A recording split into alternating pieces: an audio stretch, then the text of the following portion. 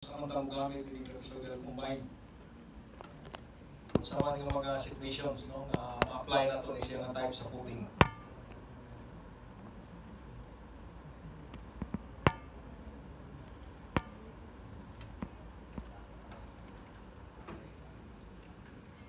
So last time we discussed regarding meaning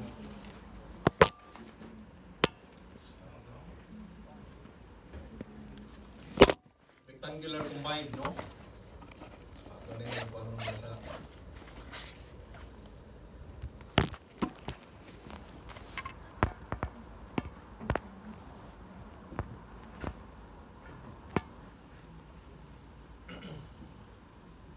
Now, when the load in this column is larger than the load sa atong exterior column, no? So, ang interior column, ano siya exterior column. If the load in the interior column is larger than that of the exterior column, so nagpasabot na siya nga kinahanglan tag mas dako nga area dire, no? So, pwede ra kung ano siya nga atong footing, usually atong ikuha na, no? Kaya mas dako mag-load dire kumpara dire, so kinahanglan tag mas dako nga area niya sa interior nga column, no? So we can provide a larger area by projecting the footing to the right, no, of the interior column. So kini siya ang sitwasyon.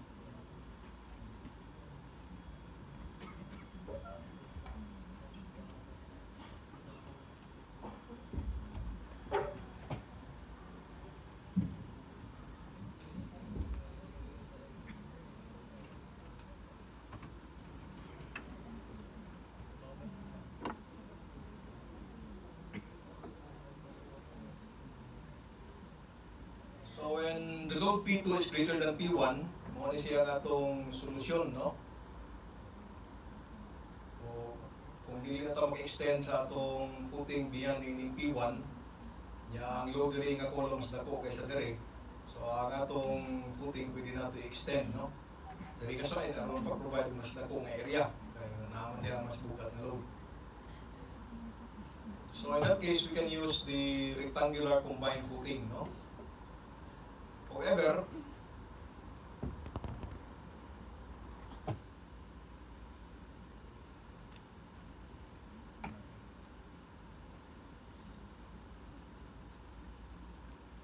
palitan kung bali siya,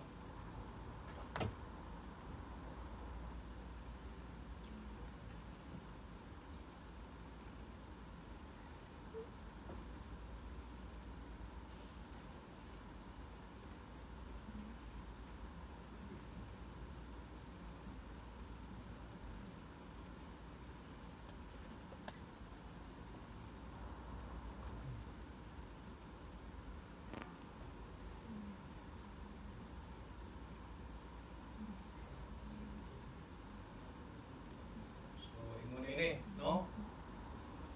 Mali. Ang loader ay mas bukat kaysa loader sa interior. So, doon ay mga instance ngayon na panalitan o ibabaw ni na kay water tank. No? So, the load at the exterior column will be heavier than that of the interior nga column.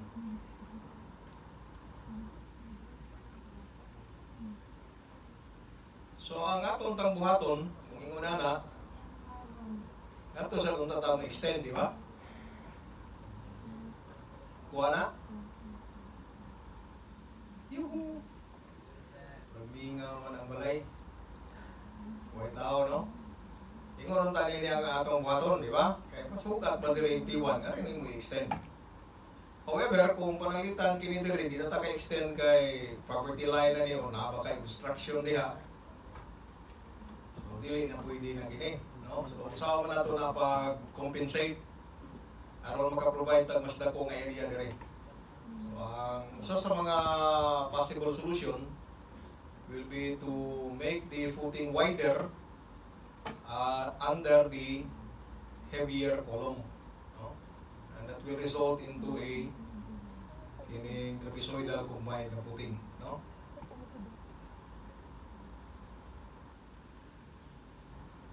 Pwede man pwede kini. So aron pag-compensate ining area ato nang muna ibalhin diri ug diri, no?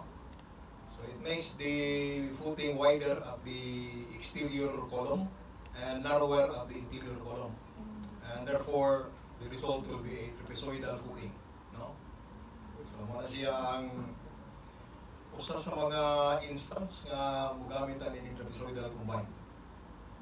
Now, kini trapezoidal combine tungod kay regular man siya shape, o pwede tani siya gamiton as a last nga option, no? Kung napataylain nga paagi nga mahimo, no, aside from using a trapezoidal footing, mas maayo. Ay gawas nga irregular, medyo talagang awkward sa pagbutang na to sa kabilya, no? Placement of the bars in the longitudinal direction, no? But anyway, usa ni siya sa mga kining possible solution, no? So mo ni diri karon nga atong i-discuss.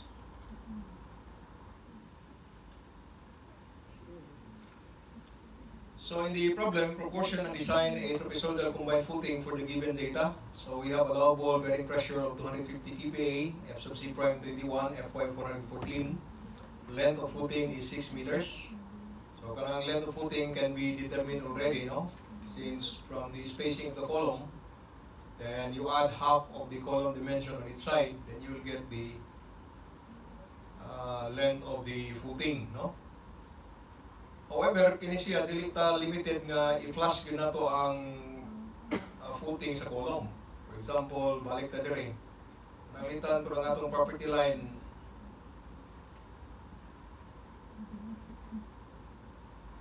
naa pa diri nga side, di ba?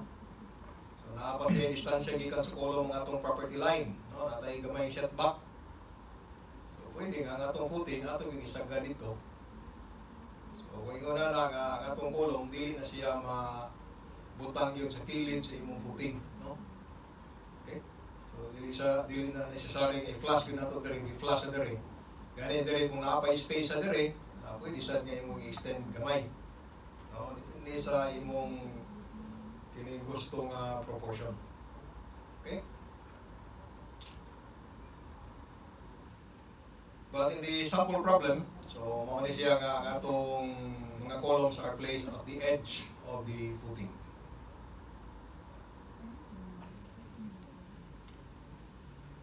So exterior column is 500 by 500, dead load, it carries a dead load of 1,400 and 900 key and live load. So for the interior column, it's smaller size, no, 450 by 450, it carries a dead load of 1,200 and a live load of 900. So as we can see, ang load diri sa exterior mas dako, no, kaysa load diri sa interior. Kanya considering that the footing cannot extend beyond this line, so we make the footing wider at the under the heavier column and narrower at the lighter column, no. So ang resulta na siya trapezoidal nga footing. So to proceed with our solution, first we compute the total load supported by each column. So we just have the sum of dead load and live load. So kanara siya nga load combination atong i-analyze diri kay dead ug live raman ang gihatag, no? But in actual building, of course you have more than one load combination, no? You can have dead plus live plus earthquake acting in the X direction, in the towards the right, and then dead plus live with earthquake acting in the opposite direction, no? Since you have to capture different loading scenarios, no? Pero very good ang ato gusto nga emphasize how to design the footing, no? If you know how to design it for dead plus live combination, then it is not difficult, no, to design it for other load combination. And in this design example, we consider only axial load acting on the column. No? Wala tayong consider the bending or movement. But in actual buildings, of course, na siya bending moments at nga i-carry sa imong column, no? Which has to be transmitted to the footing. Again, wala na mo consider natin sa itong sample na problem. Kaya usag katarungan mo, hindi na siya basta sample problem sa iyo man yun, no? Sa plate problem nga ito na mo ibugon, di ba? Para muna-muna mo, hindi lang yung sunod mo sa inaarya, no? May challenge, no? Murag lahay kaya ito kinabuhi, nga igurot lang mo sunod-sunod. So, may nang hindi tayo magka-come up na mga bright ideas ba, no? Gamit sa mga nakatunanan doon sa strength materials, no? Regarding shear and bending moment diagrams. Kaya sa inyo nang makita karon, taon-taon no, sa atong pa-explain, ay importante din rin ang atong mastery sa shear and moment diagram, no? Okay, so we have here the resultant column load, which is the sum of P1 and P2. Then we estimate the weight of the footing to be usually 10 to 15%, no, of the column load. So in the previous mga design example, we commonly use 10%, pero diri nagpalahay tagmay, assume tag 15%. So di na kaya ta maglalis na ng 10%, 11, 12, 13, 14, 15% ba itong i-assume, no? Kaya your guess is as good as mine, no? So sa inyong place, ay lang sunod din 15%, ha? Araw mo dako inyong grado, kaya sunod mo nila, gamay yung grado, no? So sunod review mo. Hindi mo inyo, no? Kaya ito naman lang di-explain di na siya fix, no? Di na siya permanente ng 15%. It can vary, no? That is just an assumption. Then we can compute the required footing area. So what is the total load supported by the soil? It is the resultant column load plus the weight of the footing. So we divide that by the allowable pressure, then we get the required footing area. So nainid doon na tayo duha ka anon, no? So regarding the footing dimension, we already know the length of the footing based from the spacing between columns and probably what is the available edge distance, no, from each of the column. So the length of the footing can already be determined, no? Ibaw na tayo na. So ang ano na lang din, pila may required width, there is a wider na side, pila may required width, there is a narrower nga side. So duha ka anon, no? So nahibaw ito sa algebra nga kung duha ka ni anon, may kinahanglan tag labing minus pila ka equation, duha sa equation, no? Need two equations in order to solve the two unknowns. Unang equation is the equation derived from the area of the trapezoid. No? So my area is trapezoid, that is the average of the bases multiplied by the height. No? So we have here 1/2 A plus B multiplied by the length of footing 6. We equate that to the required footing area. And simplify, we get A plus B equals 6.747. So muna siya atong equation 1. Now, the second equation is derived, no, from the condition that in order to produce uniform soil pressure underneath the footing, then the resultant column load must pass through the centroid of the footing area. No? Now, kaning condition atong i-uniform, no, ang pressure distribution sa ilawom is just a matter of choice, no, a matter of convenience. Kung usa ra ka load combination na atong i-analyze, for example, muna siya diri sa atong ining illustrative na problem, then we can apply this ining criteria, no? Pero sa real mga structure, di man kayo usa ra ka load combination, no? So you cannot always maintain that for each load combination, uniformly distributed ang imong soil bearing pressure, no? So tingali, magpili lang ka diha, asa man diha nga load combination ang gusto nimo nga uniform. Normally, ang ato na uniform na to for dead plus life, kay may mga gravity loads, no? Kanang wind or earthquake, may tabo naman na siya. Di man na siya kada tuig, di ba? Ang tingali, ang wind, doon ay posibilidad, no? Ang kaduha may tabo sa tuig, o katulo baga. Pero kita, taon-taon naman tang naigo si Landa, Landa. Katong sa itong ulit, no? Sa itong bulan na naigot sa ulit. December 2021, no? 2022 na dito. Diba? 2022, no? 21, o dugay na, no? So, hangtod karon wa pa tama sundig lain. Salamat sa Ginoo, no? Kaya iyo pa tayong giligay. Sa ato pa, dili frequent, no? Dili frequent kining wind o earthquake nga loading.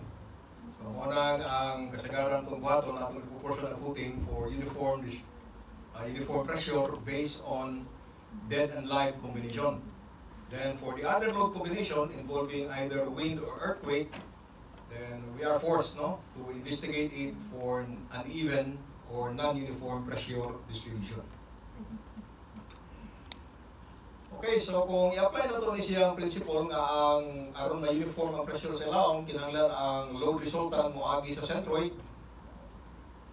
So we locate, no, the position of the resultant, that is in part E of the solution.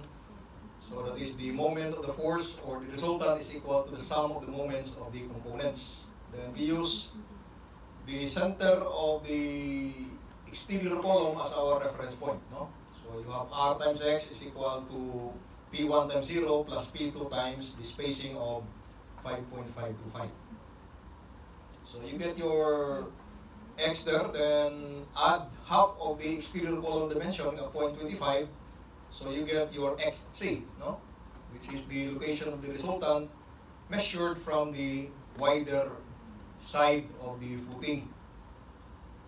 So muna siya dapat nasa mo fall ang centroid sa atong trapezoidal area. So dire kinahanglan ang atong nagkatunan sa engineering mechanics, no, katong centroids of areas, no? So sa may formula sa centroid sa trapezoid, atay gikuha ini nga formula gikan sa engineering mechanics, no? So for a trapezoid, x sub c is equal to L over 3 times the quantity 2a plus b over a plus b, where a is the wider dimension and b the smaller dimension. Okay, so kung nahibaw-tan nila x sub c na atay L, then we can obtain another equation involving a and b. So this will be our second equation, then apply substitution. Substitute equation 1 into this equation here.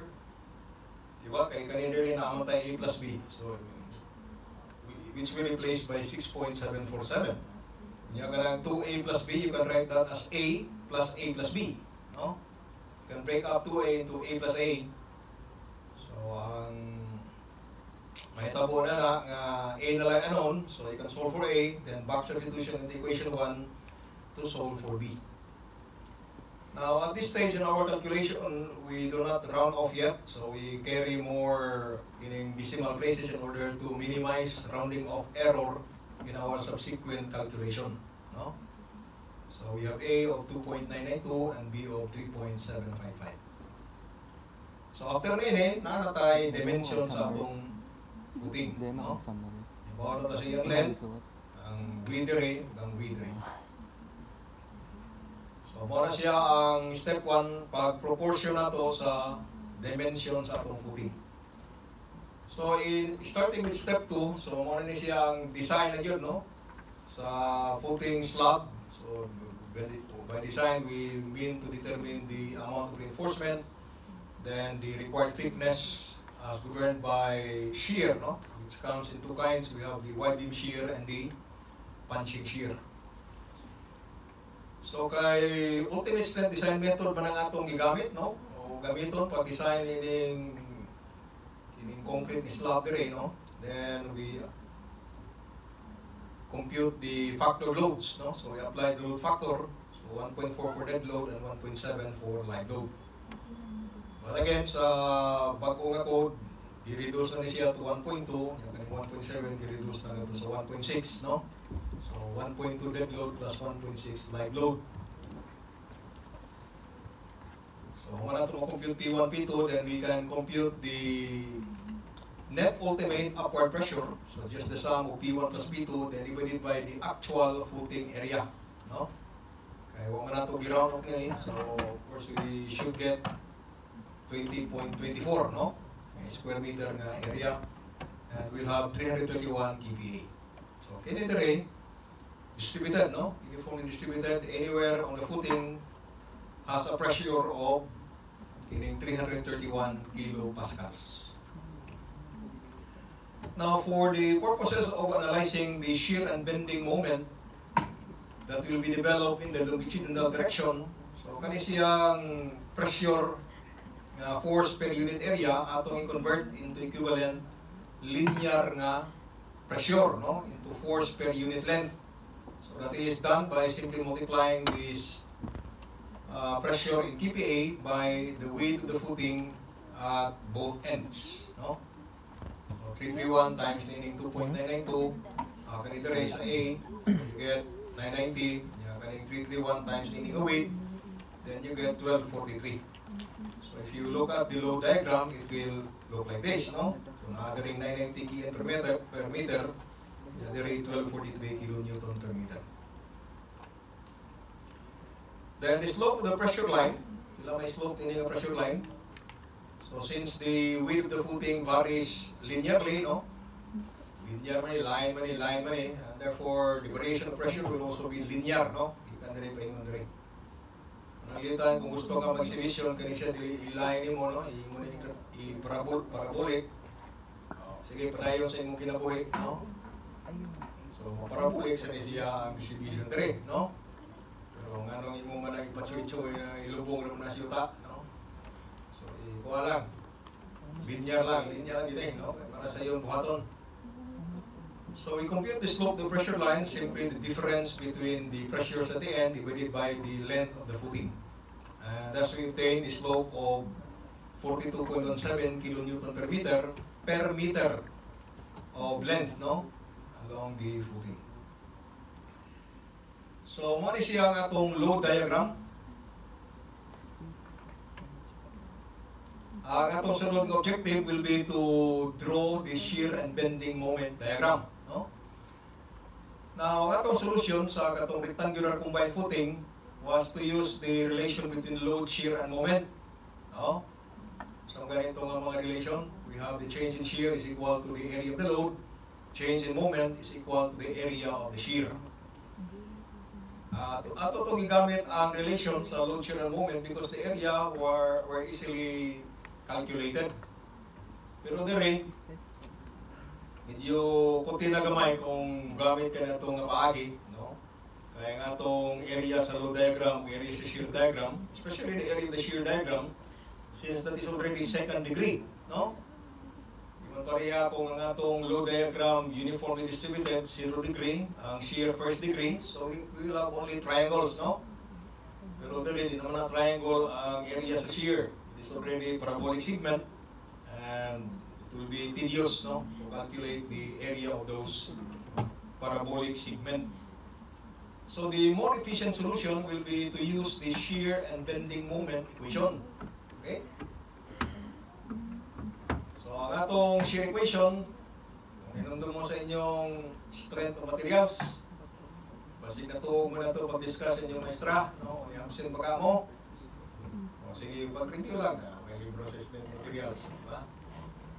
So you have the shear equation is equal to area sa load, no? So in integral form, that is integral of Q dx, where Q is the intensity of pressure at a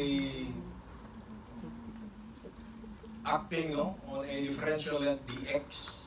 So consider tag infinitesimal nga kuwanga area sa atong load diagram. So natay distance ng dx located at x from the left end of the footing. So the differential force acting over the differential length will be equal to the intensity of pressure of that location multiplied by the differential length dx. So we have df is equal to q dx. And the total will be the sum, no, of all those elementary forces. So one integral of df or integral q dx, but q is actually the equation of the shear line, no? So kaning line.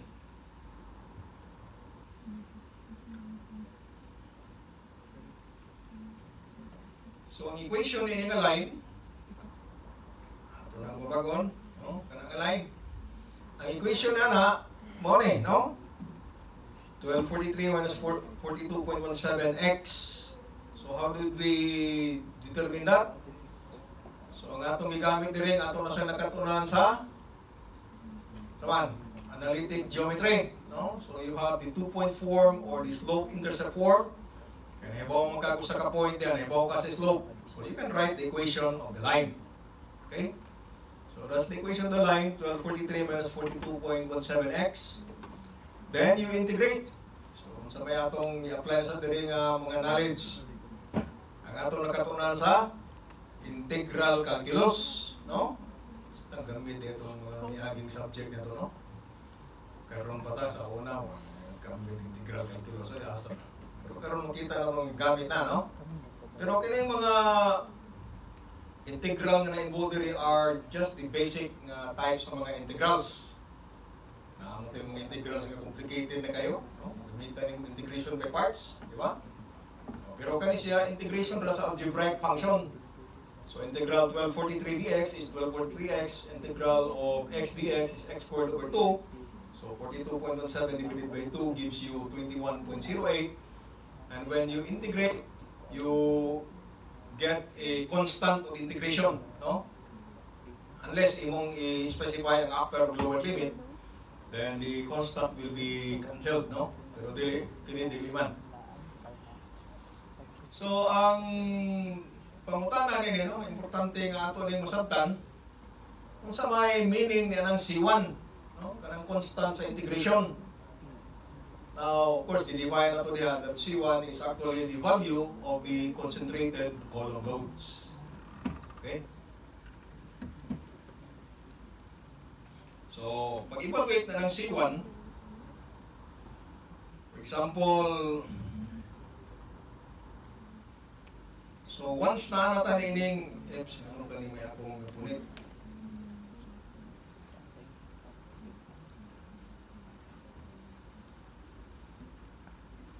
So, nakalatan ining shear equation. Ang value ng C1 magdepende, no? Magdepende siya kung asa ta nga section nag-analyze. So, C1 is actually the sum of the concentrated loads acting to the left of the cutting plane.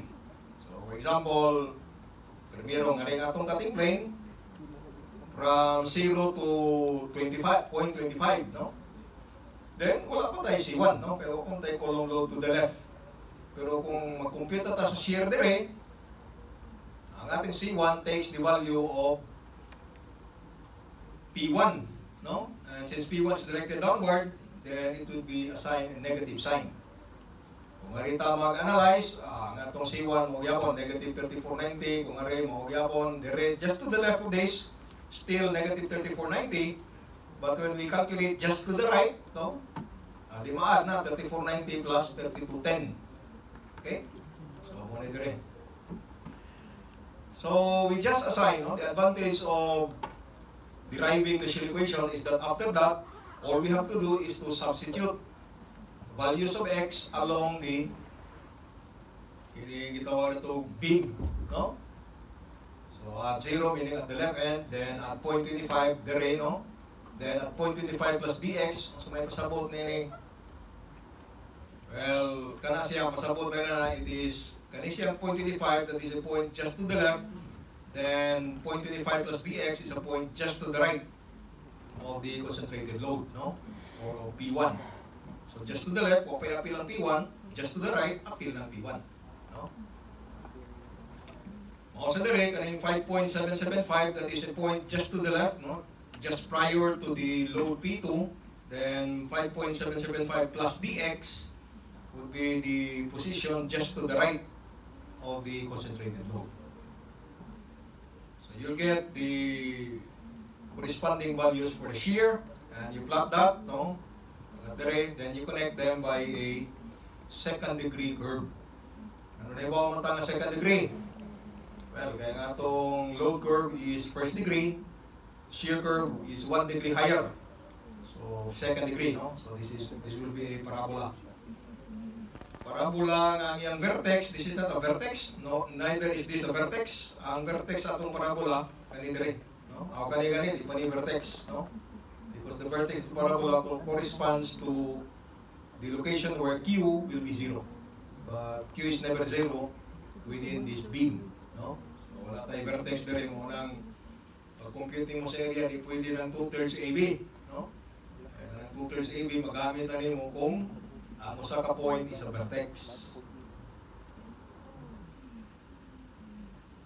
Ya, ato kita pag drawing na to sa atong shear curve na naadiri ang position ng atong shear ordinate or the shear curve crosses the x-axis, so this corresponds to point of maximum or minimum bending moment. No? So we also locate the position of this point, and we can solve that equating the shear to 0. No? So equate to 0, then solve for the value of x1. Okay? Dire, solve na to na. So, mana na tayo shear diagram, no? So, next we have the moment diagram. So, the moment diagram will be constructed, no, with the help of the moment equation. So, ang atong moment is equal to the change in shear, no, or the area in the shear. So, the integral form, that is integral v dx, but v, muna siya ng atong kaning equation dere. So, kung yung substitute diya, no? And dx, then integrate. So, you get this integral. So, integral C1 will be C1x, then plus a new constant of integration C2. Now, if C1 is the concentrated column load, so kani siyang term na C1x prime, that is actually the bending moment caused by the column at the section being analyzed. Okay, so it is not simply x, but rather we associate that with the symbol x prime, no? X prime. So, sabot nga na, pangalitan o compute ka, pila may bending moment diri nga position, no? Pila may moment. So, yung mo na i-appeal, P1 times ni nga distance. Okay? So, mo ni siyang imong x prime, kanina distance. Okay? O, nga rin nasad ka mag-compute, ganahan ka mag-compute kila yung moment diha, ang imong x prime ka nasad nga distance. No? So, simply P1 times, or C1 times x prime is the moment of the column load located to the left of the section being analyzed. So, mo na siyang meaning, no? In C1 x prime. What about the second constant of integration C2? Kani moment man eh. So every term in this equation is moment, no? It has a unit kilonewton meter. So kaning C2 ang unit kilonewton meter sad. This will correspond to the couple, no? Pananglitan ay bending moment diri sa column, then those will be the values taken by C2 in the same way, no? Na ang values sa C1 are the concentrated loads. No? So, ano siya ang meaning? So, nato na sa tabulate. So, at 0, no, left end, then at under the center of the first column, then at the face of the first column, then at the section of zero shear, then face of the right column, center of right column, and at the right end. No? Muna siya nga itong tabulated nga solution, and we have here the result. Nga ito na siyang i-plot dire. So, then we connect by a smooth curve. So, kung ang atong shear equation is, or shear curve is second degree, then the moment curve will be third degree. No? Okay, so doon na ba ipangutana? Is there any question on how we construct the shear and moment diagram? Importante ng shear and moment diagram, no? Kaya kaya tugod sa nagkuha pa mo strength of materials or theory structures, kung ito mo sa pag-construct sa shear and moment diagram, no? Kumana na, pa sa paper na yun. So, karon gamit na ninyo, no? Gamit na nato.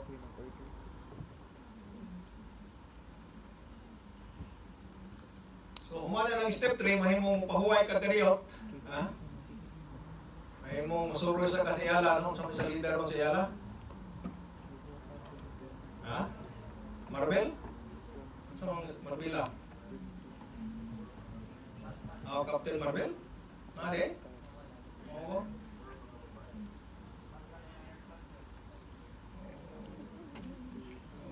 tanaw lang ng weekend din na kay akong mga bata hilig mag-Marvel, no? Marvel Universe, ano? Marvel Universe or ha? Yung libre ko tinagkan ninyo. Kung may amot-amot, libre ako. Ha? Bakyaw na itong Ayala. Ha? Si Bats Kwan, mo yung tanaw. Itong i-blackout ka ng usa ka kining showing time. No? Pwede? Ha? Kamu lang kasabot diha. Ingna lang ko kung magkasabot na mo. Sa schedule ninyo na blackout kayo mato ko. Malinaw ta. Sige lang tag dari sa ibiya, kalaay ninyo eh. No? Tanaw sa Marvel, no? Sa Manila na magipatay si Iron Man. Mamunto to yung paborito yun kayo nga Avenger, no? So, ito tatanawon. Laki mo ng widescreen yun, no? Sa kanarang TV. Lahiyang imong experience kung tanaw ka sa kanarang cinemas, no?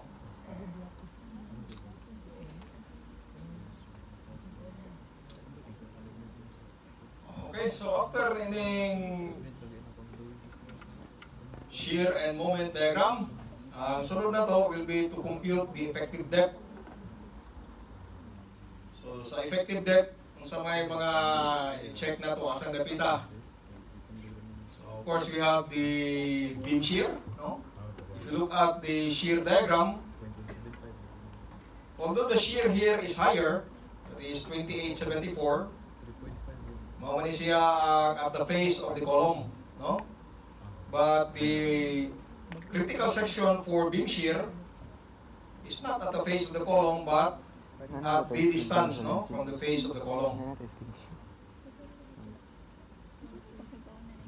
Yeah, there is a pikas, medyo kanina 2,874 ko nila no? Yung nga 2,758 ra. So it would seem nga mas critical, pero bantay ta, no? Kinanglan nga ato sang i-check diri sa small end, no? Kay although gamay ang shear, pero medyo narrower masyado ang imong footing diha nga location, no? Ngari dako shear pero wider man, medyo gamay shear pero narrower. So you have to check at both location, no?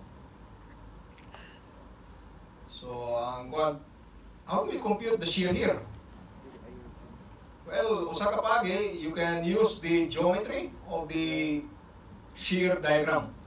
Since you know that this is second degree, so you can use the squared property of the parabola. But to do that, you have to locate the vertex of the parabola, no? And that will be a tedious process. Kaya ang vertex niya yung muna i-prolong, no? Hindi siya i-prolong mo dito hanggang masiro siya na ang vertex, no? Okay, yung gamiton nga reference point, medyo haso lang ang mangita tas vertex. Ang main ini, gamit lang ta sa kining shear equation na to, no? Ano na itong shear equation? So, ato lang i-substitute, pila man ang x, no? If you want to determine the shear at this location, then we just substitute, no? Into the shear equation, the value of x at that location. Pero kay unknown pa man ang atong effective depth, then we have to express that distance in terms of the unknown effective depth, no? So, muna atong gihimo diri. Now, ang width sa atong footing, pila may width sa footing during a location? Well, if we know the width at both ends, then we can solve the width at any location, no? At x distance from the large end. Geometry na, no? Geometry. So, atong igamit diri relation proportion, yung na solve na nato ang b prime, no? Which is the width at distance x from the large end. So, ang atong x diri will be, kita man, kani siya nga distance. So, the length of the footing, may inusan mo ni 0.45, may inusan mo sa effective depth. So, muna diri, no? Which we obtain 5.55 minus d. Yung b prime na to, kung saan simplify, we get this answer. then substitute this into the shear equation. So we will be able to obtain VU in terms of the unknown effective depth. Then equate that to the shear capacity. Kanina formula, medyo na familiar kay tanini, no? So pag-equate na to, we'll be able to solve for the required effective depth, no, for beam shear at the small end. So ato na siyang i-round off to a more practical value from 0.895 to say 900 millimeters. So what is ang depth required to prevent wide beam shear failure at the small end? Now for wide beam shear at the large end, we can follow the same the same procedure as what we have done here, no? Pero kabantay tang ang we have to express VU in terms of D, ang PVC in terms of D. Well, na naman tayo trial nga D, no, based on wide beam shear at the small end. Then perhaps you can use this value, no, and check it at the this location, no? So wala na tayo anong nagdidiri, ato na lang i-verify kung ang VU less than ba siya sa PVC. Diba? Okay. Nauna naman ang D, so no, masok na itong X, ang B prime, then VU na nag-value, no? Ang PVC sa na nag-value, yung atong buhaton ikumpara na ito, no? So VU must be less than PVC, or yung PVC should be greater than VU. Kung kay mas dako man siya kaysa ganing VU, then okay. And therefore, 900 mm is also sufficient for wide beam shear at this location. Panalitan o delete, no? Delete, in buhaton, you just adjust this value, no? Depending on how, depende sa gap ng duha, no? So, siya kadako ang diferensya nini. So, you can adjust this, try again, 950. Pas lang sa diri. O unsafe yapon 1,000. No, hangtod nga pagka-obtain ka og di nga kuan siya sufficient, no?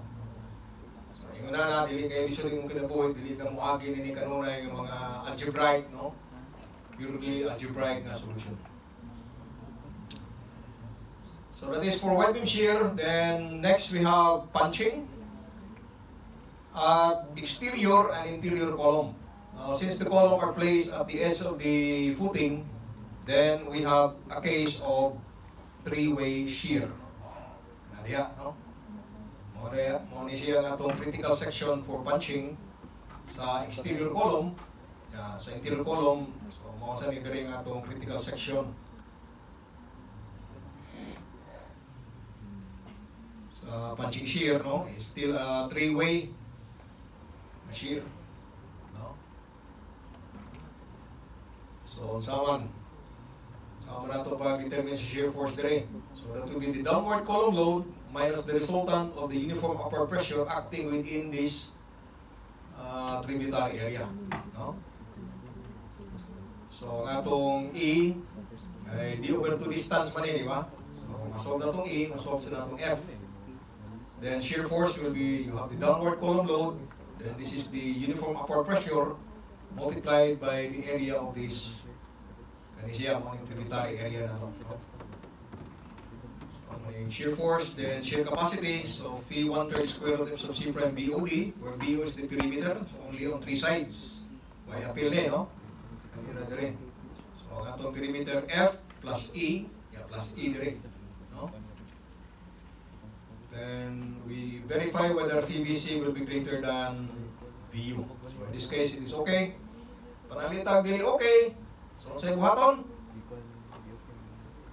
increase, no? Increase the trial value, no? Because 900, then 950, then redo this calculation, no?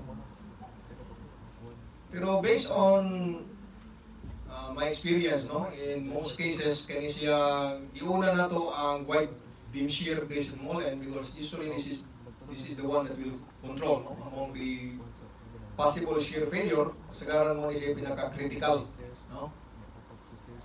Ato siyang iuna. Then similar calculation will be made for punching at the interior column. No? So, mga calculation. So, okay man, no? Mga problema.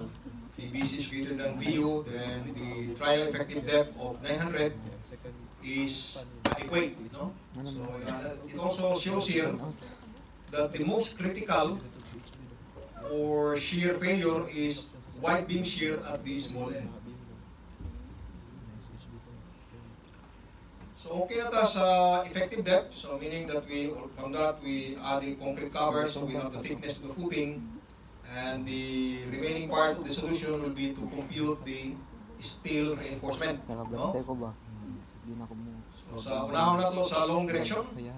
So looking at the moment diagram, you see that most of the moment diagram here is negative. So kung negative mga itong moment diagram, asa man na ito ibutang ang steel reinforcement. Ngantos basak, no? Basak ibabaw. Diri sa taas, di ba? Nakadaling tension ka side. So, moment siya ang atong pinakadako moment, then this will be our design moment. And project that into the plan view. So, this will be the corresponding weight, no? Atong i-consider. So, naatay design moment, naatay width, then we can compute the required steel area by using the reinforced concrete design formulas.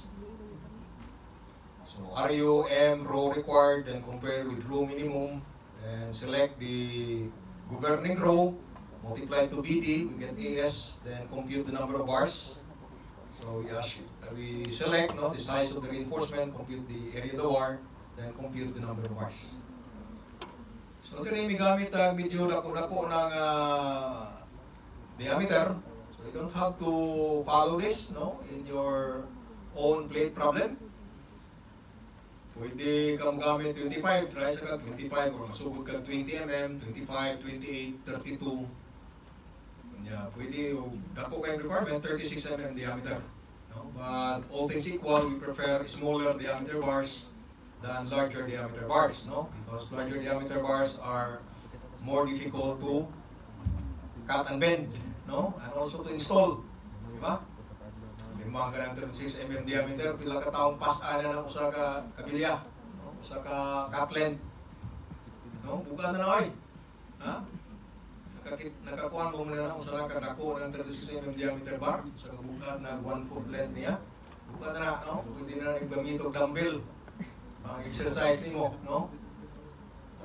So, mo na mas mayo ng smaller diameter bar unless the requirement is really high, no? So, we use larger diameter bars. So, ato i-check the ring spacing, and we have to check the spacing at the narrower end and at the wider end. Posible nga there is narrower end, magbuot na siya, no? There is wider end, lahang resad kayo, di ba? Our spacing turns out to be 85 mm at the small end and 117 mm at the large end. So okay siya, no? That is within the desirable spacing of 75 and 200. So pananglitan o pag-compute na ito spacing sa small end, 25 mm ni. So may atong buhaton. Ito pa sikit na kayo, no? So may buhaton. Dayo lang. So mga adjustment na itong imuon. So we can increase the bar diameter, no? So thereby requiring fewer number of bars, and spacing between bars will be wider. Or pwede sa, no? Arbitrarily adjust nimo ang width sa footing diri, imong palabdan to accommodate the number of bars, no? And you can do that when you already do the detail, no? So large end, 117, again, between desirable spacing of 75 and 200, and therefore okay. Pagalitan o lahang result kayo dire, then what you can do probably will be just to arbitrarily add one more bar or two more bars, no? Hindi na sa kayo sila lahang kayo. Now, ang problema ninyo, saan man ito pa-plaster, no? sa longitudinal bar. Are we going to place it or to place them parallel to each other?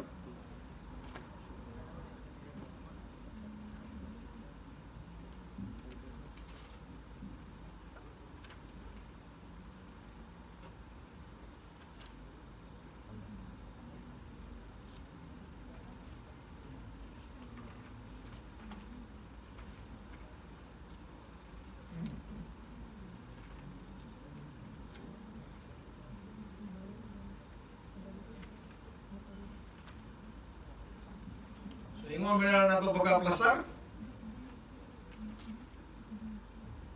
So, ingon na may tabong, inigabot yung Bruce Elite, wala kay rebar dire. No? Wala kay rebar. So, wala ang posible nga may tabong ini nga mo spread, no? Ang atong rebar. So, they will not be parallel to each other. So, kana, mag-ingon niya. And then,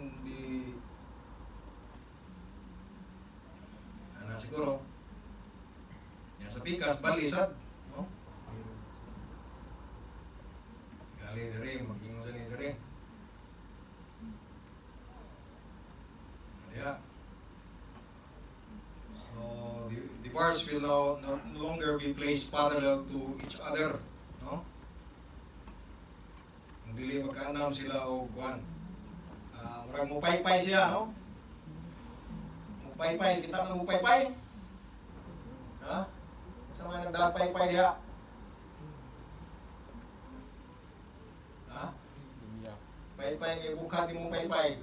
Ano pay-pay, no? Ibuka din mo yung na, no? O ka ng saging na pinay-pay. Wala yun sana, no? Buto mo lang ito, tig-snack mo ron. Ha? Pwede sa mo mag-negosyo rin, no? Maligyan mo pinay-pay rin, maghalin siguro kayo, di ba? Kaya kung mas foundation design, gutom naman, no? Ligyan mo pinaypay. Kaya na lang makakita mo gamay pang kuhan sa mga gastuhan, no? Pwede sa binignit, di ba? Ang mga negosyante kayo una-una, no? So, wala siya sa longitudinal direction. So, wala man tayo, well, wala tayo positive moment diri nga location o diri nga location. Tanga ba nato ng top bar? Kaya na may positive moment, di ba? Negative moment, top bar. Positive moment, bottom bar. Kinahanglan mo tag bottom bar? Wala na, nga naman. Okay, kini siya, di pa ni siya mubaw. Diri, kaya naman ang kolong niya. No? Nagtunog mo ng kolong niya. So, di siya mubaw niya. No? Kaya siya diri.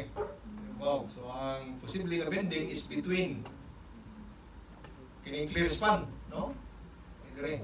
But under the column, it cannot bend, no? Hindi siya ka-bend.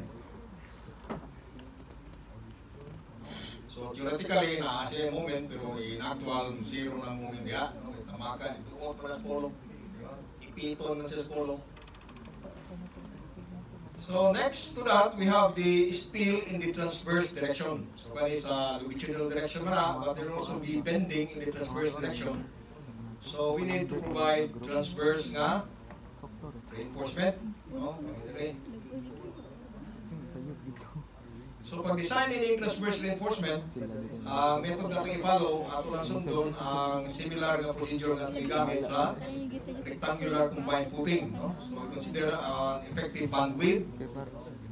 So following the recommendation by Bowles, so the effective bandwidth will be A plus 0.75B. But as I have already mentioned before, siyang effective bandwidth na formula, no, A plus 0.75B, that is not written in the code, no? So ang atong source nga na, kining author sa libro, no, si Joseph Bowles. Sunod na ni Bowles. Pero ang ubang mga author, doon na sila ilain ng mga gi-recommend siya, no? Instead of A plus 0.75, if you look at the text by Winter and Nilsson, it is A plus 0.5B. Okay? So, Nilsson, medyo hipos kayo. Kung mabasa sa mo sa libro ni Hansen, ang iya sa A plus 1B. So possible na siya sa mga tunga, no? Between 0.5 and 1. Pero amo ni siyang we did a computer nga modeling, no?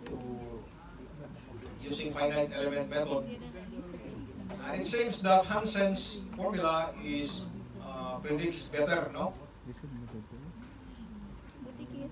Pero sige lang, ang goal sa itong sundon, 0.75 di lang, no? So kung ang effective bandwidth, there is a exterior column, then we consider a conservative upward pressure, assuming that the column load, no, will be distributed only over that limited, no, area within the bandwidth. So you will get a conservative upward pressure of 807 kilopascal. Now, take note that if the footing is ideally rigid, kung tisar yun kayo, dili mo bend ang atong footing ba, no? So ang atong pressure will only be uniformly distributed at 331 kPa. No? Pero dere, siya ang kuhan, pressure. Pero pag design nato sa transverse steel, using this simplified method, no, recommended by authors, siya ating tupad. Ang atong conservative na pressure is 807. So that is very high, no? Kung ayaw mo ng conservative ang atong answer nini, no? So anyway, wala tayo laing ma-referan information or paagi so kanila atong isunod. Okay? So design moment, mura rin yung atong i-design, isolated siya kanina portion. So we compute the bending moment here, then we just convert this into equivalent na rectangular area, no? So idal man. So ato na siya i-convert nito sa iyang equivalent na rectangle, no? Na? Okay? So 807 times needing area times the centroidal distance, no? So we have this calculation. So now we have your design moment, we have the width and the effective depth. So you can compute the required steel area. So there you have to compute ang number of bars, no? The spacing. So 11.8, then round to say 12 or 25 mm diameter bars. Then we check the spacing.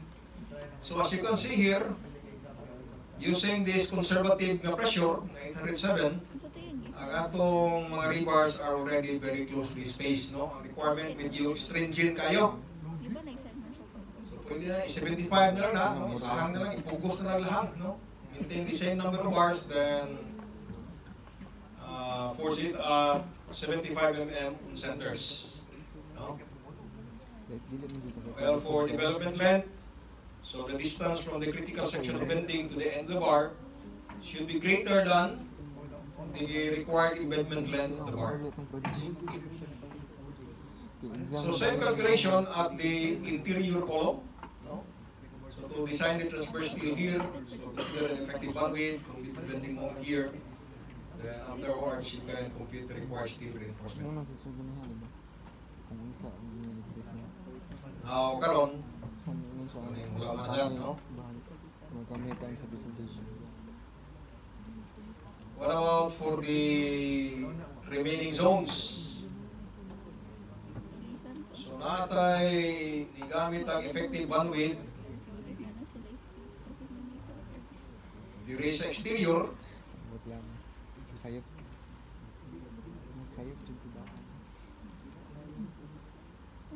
Kaya wala siya na critical path. Wala na ni-mix. Klaro ba rin? Klaro eh. Kung yan nasa tayo effective bandwidth diri sa interior.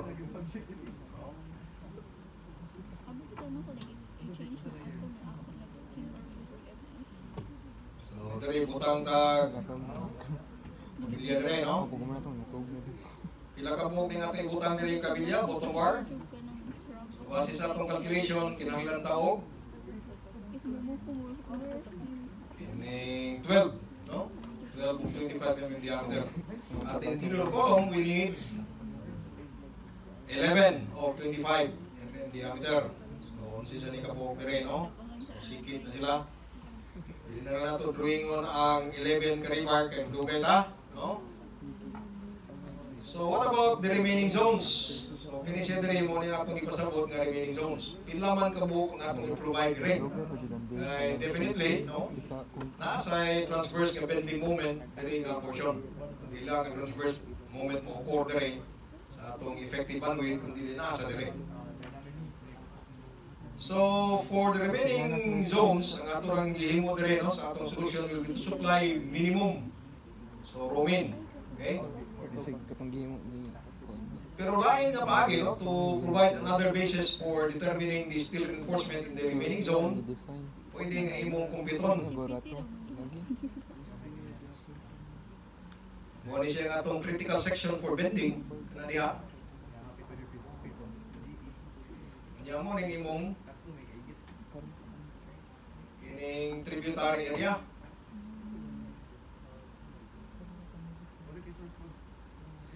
Na diha, Yung ako reporter na to, busy ko. no? Lagi.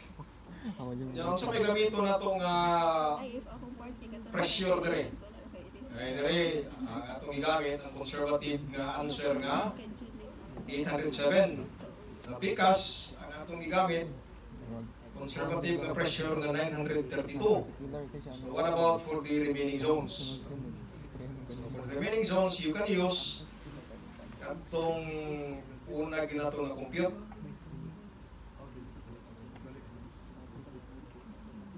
Kani siya nga pressure, no? Pwede mo na yung gamiton diri nga calculation. Okay? Yung trapezoidal man well, you can just consider a meter strip siguro. 1 meter strip there. Okay. So, you can compute the number of bars required for that meter strip. Then, you just multiply that by the number of meters, no? You can derive yung direct. So, you get your required number of bars here, or you can specify the spacing, no? Of the transverse reinforcement in the remaining zones. Okay? So, mo ni siya ang gusto na ko inyong buhaton sa inyong plate. Compute sa transverse reinforcement diri sa remaining zone. Don't simply follow this one. No? Kaya kini siya nga kuhan usahay mahal kayong resulta, no? It's not economical. No? Not economical solution kay roaming. Kasagaran ko dili compute to kay baga kay lang puting. The required row will be lower than roaming. So atong i-apply katong i-specify sa code nga when row required is less than roaming, then we may use the smaller between 4/3 row and row minimum. No? That is for economical reason. Okay? So, timanin na ninyo ha? Ayaw ning sunda, although di man isayop, no? Pero dili ni siya economical. So, ang sunda katong akong i-explain yung saon. Ha? Remaining zone, gamita, kini nga pressure. Ang siya dire, no? Kani siyang imong consider kag 1 meter strip, no? Of the remaining zone. Now, dowels, so, can umit sa dowel calculation. Sa inyong place, ano lang mo compute yung dowel, no? Kaya sakit ninyong kamot. Ha? Wala na pong maanag suwat. Kaning inyong generation, wala maanag suwat, di ba? Kaya na ano, siguro mo type sa Microsoft Word. Sa una, typewriter dito nga mga, no? Typewriter, gaya kayo mga keyboard typewriter, gaya kayo, no? Yung tudlo, kusgan kayo, may kayo kang masahe kayo, kanan mo sa typewriter. Di ba? Karon, soft touch naman. No? Soft touch naman ang mga keyboard. Kung di masayop ka, sa una, usaha mo ito na masayop yung type. Yung kunin mong typewriter, yung nakakagilid, no? Kanang blade, ikiskiso mo. No? Pwede saan gamitan yung laway, yung ino na, no? So, karon, i-backspace naman ninyo, no? koneksyonan na nung i-print, so hinlo kayo. Di ba? So, kung ano yung kanindot sa inyong panahon karon.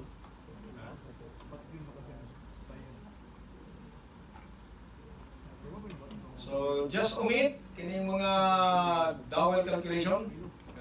In practice, all the vertical bars sa column are embedded into the footing.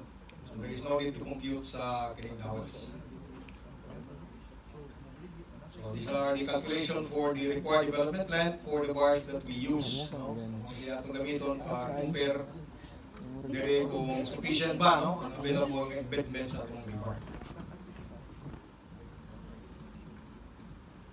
Okay, so after nga, kumpito na to ang weight. Diba, kay at the start of the calculation, we assume the weight. Now, since we have the dimension, then we can compute the actual weight of the footing. So, thickness of footing will be 900 mm effective depth plus 100 mm nga concrete cover. Or you can use here 75 mm. No? Then, volume footing is equal to the area of the trapezoid multiplied by the thickness. Then multiply that by the unit of concrete, you get your actual weight. So for simplicity nga itong i-assume 660, murag na overestimate na to. No? Overestimate. Sa ito ba, pwede pa ni pagamyan yung jutay ang size sa imong footing. No? Na kung maluoy ka sa iya ba, no? Sa imong client, so you can do a second iteration. Kanitari, pwede ang kanisiyang answer. Kaning answer nga 476, mo na siya imong mo na siya imong butang dire instead of 660 for your second iteration. No? Dili na kailangan assume sa 12%, 10%. Di, nana mo kay kining latest nga result, no? So katong latest nimong answer mo na to imong i-show dire for your second iteration. So, but if that is done in Excel, then it requires very little effort, no? Kasi Excel ini busog din yung time dito. Automatic sila compute sa subsequent calculation, no? So lain na sana siya nga advantage sa inyong time. No? Bisan pa na dugay akong sabit o plates. Sa naman taon mo, oy.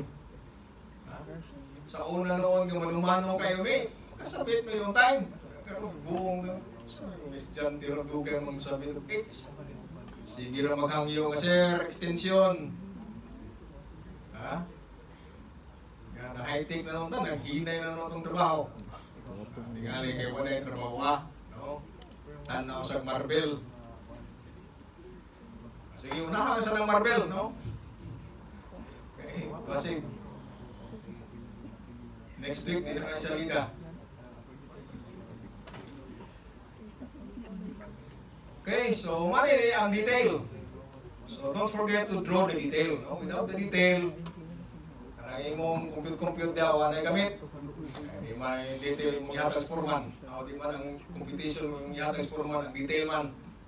Di ba? And a picture paints 1,000 words. So your details should contain all the necessary information to construct or build the footing. So nihatag ko rin example na detail, pero ako mag-ingon nga mo rin pinakanindog, no? O gani pinakakumpleto. You can still improve on this, no? Pwede na imog yung i-drawing niya ang exact number of bars, no? Naganahan kang balis-balis, di ba? Para maklaro yun, no? It leaves minimal requirement for interpretation, no? Hindi ba yung tanang Kurman right? May matulong makita nilang linya, kaya rebar yung linya, no? Kung nila, it's all direct counting. Whereas dire, yung 26 o 20 mm diameter bar, asa man na ibutang? Kita rin nakasabot nila, di ba? Posible mag-implement nila, bisag engineer o side, sabot. 26 o 20 mm diameter bar. So those are the transverse reinforcement in the remaining zone. So 12 to 25, that is the transverse reinforcement, bottom bar, and under the left column, 1125 at the right column. Then you have the top bar, no? Negative moment reinforcement in the longitudinal direction. 25 of 32 mm diameter bars.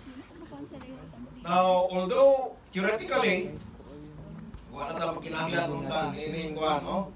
Ining bottom bar sa longitudinal direction, kini. Kaya negative man ang moment, no? So theoretically, you don't need bottom bars. You need only the top bars for flexural reinforcement.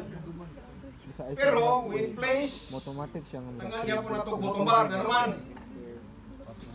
in order to serve as chairs for the transverse reinforcement. Diba? So, asa man ko po ni atong transverse reinforcement kung why longitudinal reinforcement. So, at least natay minimum dere just to serve, just to hold, no, the transverse bars in place. Base kaning 10, daghan rin, no? So, usually, an actual layout, no, or scale, no, scale drawing will give you a better idea, no, on how many bars required to hold the longitudinal bar or transverse bar in place. So, kaning 10 of 16 is not computed, no? Kasi ato lang ng iba-bana na napo, no? Pero ako nagkikingon, ang mas may din, mo siyang i-draw to scale. Layout sa imong bars, kung kaya lahang maral, siguro kaya na, no? So, just try to add sufficient number of bars, no? Aron doon ay kahutan kini transverse bar. Sa top bar sad, no? Wala tawag kinahanglan transverse reinforcement, no? Kaya atong bending is upward in the transverse direction. So, kung magtanaw ta sa transverse direction, ingon man natin makita, no? This is the width of footing, then this is your column. So, bending will be upward ang atong bending. No? So, theoretically, we need only the bottom bars. Upward ang bending. Ha? So, bottom bar yung kinahanglan, di ka kinahanglan top bar sa transverse. Pero, diri sa detail, nagbutang ka o top na transverse reinforcement. So, ang rason, aron doon na tayo kakuptan, diyan yung atong longitudinal reinforcement. Diba? Di ba may maglutaw rin sila. And in fact, when you are doing estimates, for example, although it is not shown in the structural drawing, you also need to provide ganing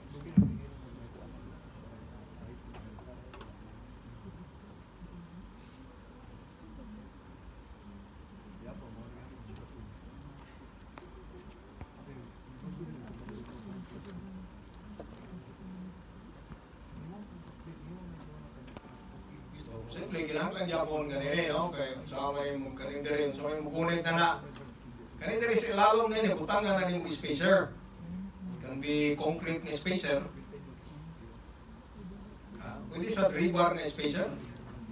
Muragya po yung nili, pero mubo lang siya. Pero ang imong chair bar sa top bar, ito dako-dako na niya siya kuha, no? Ano mo at certain interval or distance in order to hold the top bar in place. And it should be included in your estimates, no? Kanya sa structural drawing, di naman nakasagaran ipakita, no? Ay, there is already construction in issue. Okay? Di sa mahimong alahangon pa kayo nimo kay lahang layo kayo. Example, hindi mo butangan ini, no? Wow, mo na. So, kani siya lahang na kayo, no? Now, if there are a lot of people standing on top of the rebars, no? Nagkamong tao magtrabaho rin, di ba? Siguro yung malo kayong mga steelman, kapatong rin, no? Mga steelman. Kaya ang resulta, na steelman yung tambo kayo, no? Kusog ka o baboy ba, no? Kusog mo yung ubir. Padagutian, no? Kabukat na sila mga steelman. Ang bawag ng imong kabilya.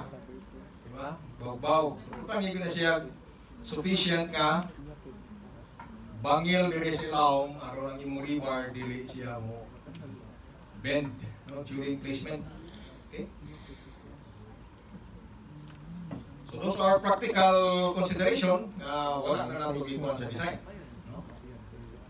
Of course, pwede masag makompute mo pila may spacing ng atong chair bars so that it will be able to support certain estimated mga loadings during installation.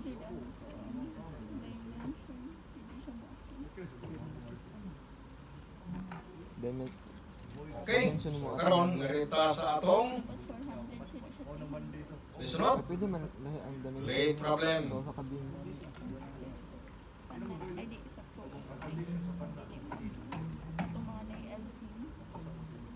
Leo, kukopya na na. Plate number 7, no? Kumusta naman plate number 6? Yan lang, no? Tanaw pa matag Marvel. Layo pa man ang kuhan. Ano sa mga kuhan ang semester? December... Ha? 16. 16 daw, Pasko ka rin. Pero kung balik din ay, bahala ka muna. 16.